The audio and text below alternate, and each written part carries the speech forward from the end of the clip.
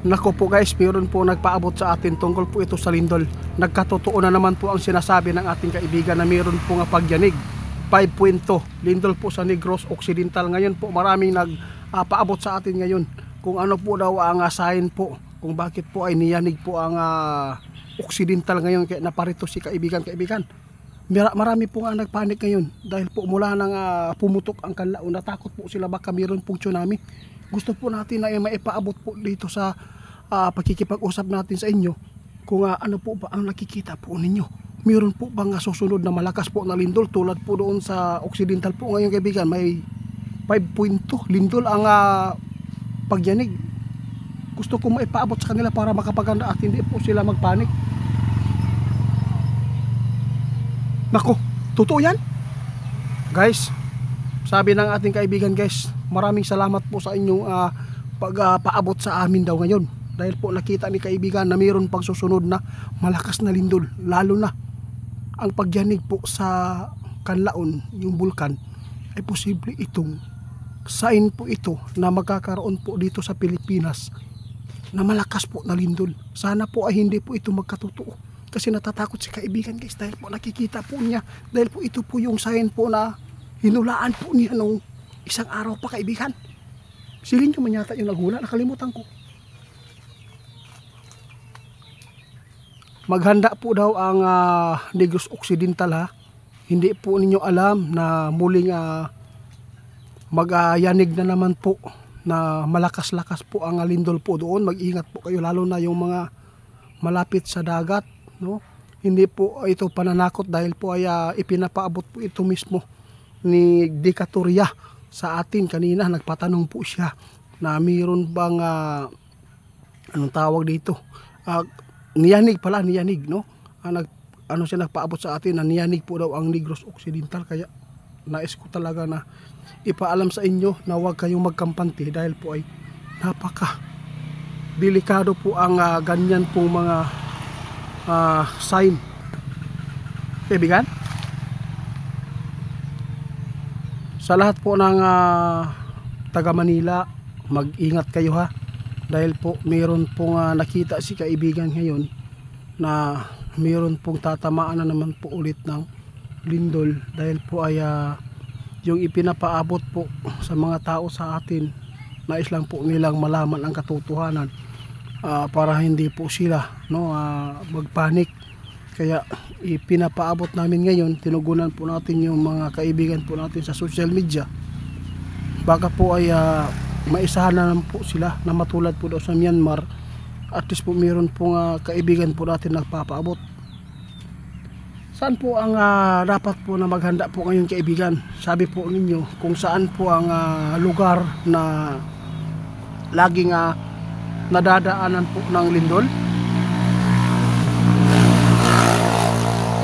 Ano ho? Patawad po kaibigan, wala tayong mapuntahan dito kundi dito lang talaga tayo mag-usap kahit maingay ha. Nako, yun po ang sabi ng ating kaibigan, no? Pasalamatan po ninyo ang nagdaan po na taon at saka nakaraan pong mga buwan dahil po yung mga binabanggit ng ating kaibigan na hinulaan po nila na malakas na yung dabiguan ay hindi pa nangyari.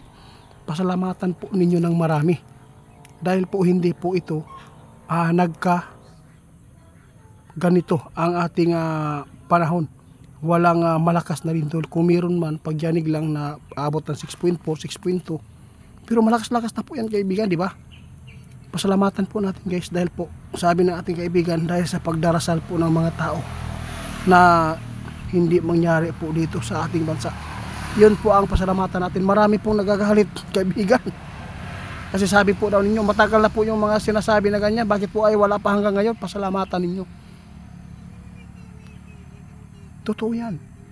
Kung papatulan ka ng Panginoon dyan, kung dyan itatama ang lindol na dabiguan sa inyong bahay, imposible siguro hindi ka matatakot kung mayroon kang mga anak dyan. Pasalamatan po natin ang Panginoon ngayon dahil hindi po nangyari ang kinatatakutan na hinuhulaan po ng mga tao at hinuhulaan ng ating kaibigan ay hindi nagkatotoo dahil po nasumpa yan sa pagdarasal po. Ito po yung totoo guys.